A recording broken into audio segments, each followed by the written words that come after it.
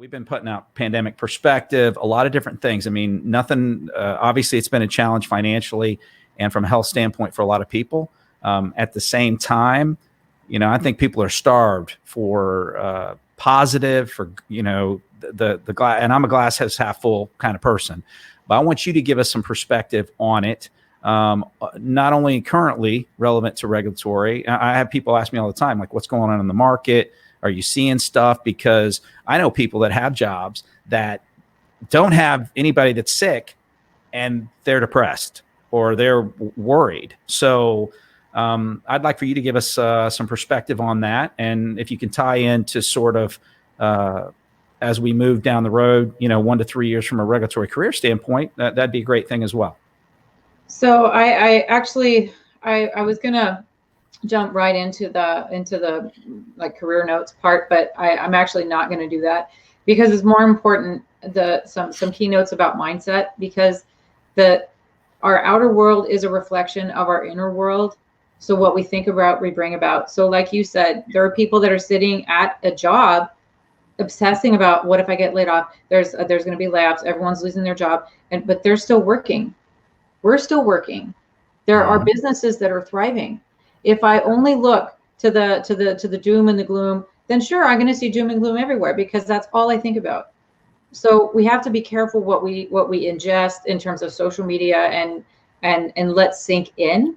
And it's so important in this time because there is opportunity. There are lots of people that are thriving, and there are actually some really cool things about COVID. Then we've touched on them, like for example, the acceptance of being able to work remotely, that we've advanced probably 20 years in less than a year. The acceptance of working remotely as a legitimate option for a lot of businesses, that's going to open up opportunities for a lot of people.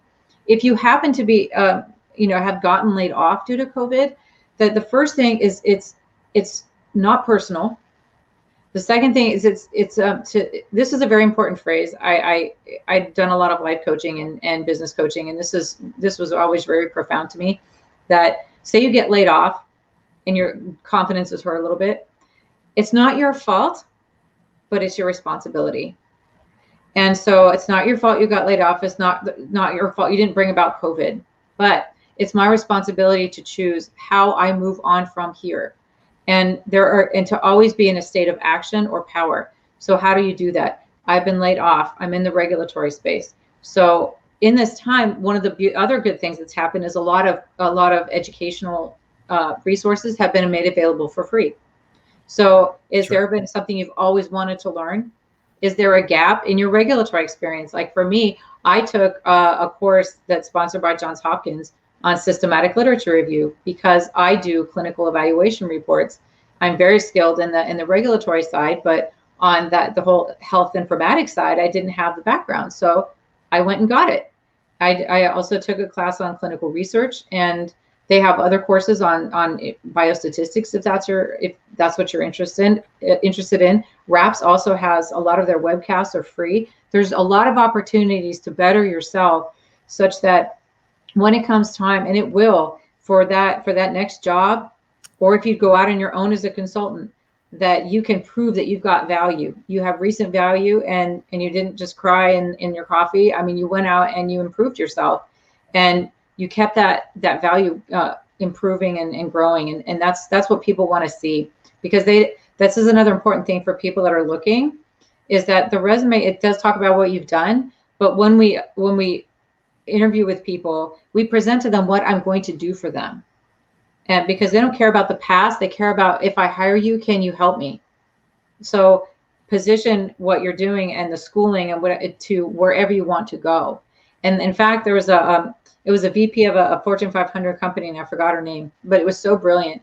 And she said, look, focus on, like, in the next 5 years, what's the next hottest thing? Or say 10 years. What is that thing? Is it nanotechnology? Is it AI? What is it? Is it IoT? What is it? Find that thing and then specialize in it. And then watch yourself jump to the end, at the head of the line. So instead of being last, you'll be first. Why? Because you were forward thinking. And you were able to get knowledge ahead of time and start thinking well ahead of other people. And so these are all ways that you can proactively, powerfully deal with the fact that you've gotten laid off during COVID?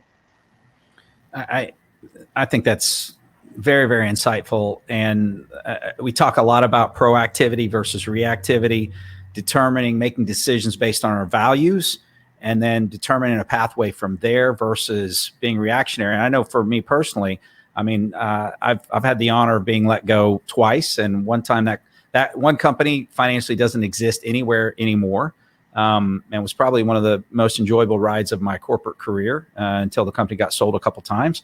And then the second time, we would probably even be sitting here talking, because I was a part of a acquisition merger, and then about 230 of us got let go, but that door shut. And then, the window led to this, which has been, one of the most enjoyable. I love what I do, love the people I get to work with, and love the topics that we get to focus on. So I think that's extremely important from an industry standpoint. There's certain businesses, certainly pharma, IVD, med device are really doing, for the most part, extremely well. There's a lot of new technologies coming back. The pandemic, one of the things that's going to be very positive in the U.S. from a clinical regulatory compliance standpoint is a lot of those trials were being done over in the EU, and that shut all that down. And a lot of that's coming back to the U.S. There's going to be a lot of opportunity there.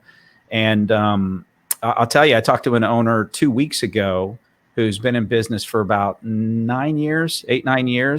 And here in the middle of the pandemic, in July, she had the largest month of revenue she's ever had in that entire time frame. So there's a lot of positive things going on. Certainly there's some challenges, but what you put in here controls what what comes out of here. And what you focus on is extremely important. So I certainly, from a regulatory standpoint, the opportunities are just incredible. And if that's something that, from a career standpoint, that people like, I mean, I love regulatory from a strategy standpoint. I think, to your point, having a seat at the table, as we're not going to become less regulated. We're not going to become less litigious. Regulatory and quality are extremely important. And in terms of longevity and sustainability for medical companies financially, having mature regulatory people is going to be extremely important, along with your quality from a risk management and product pathway standpoint. So I think there's a lot of excitement coming down the road, and I think we're going to get through this.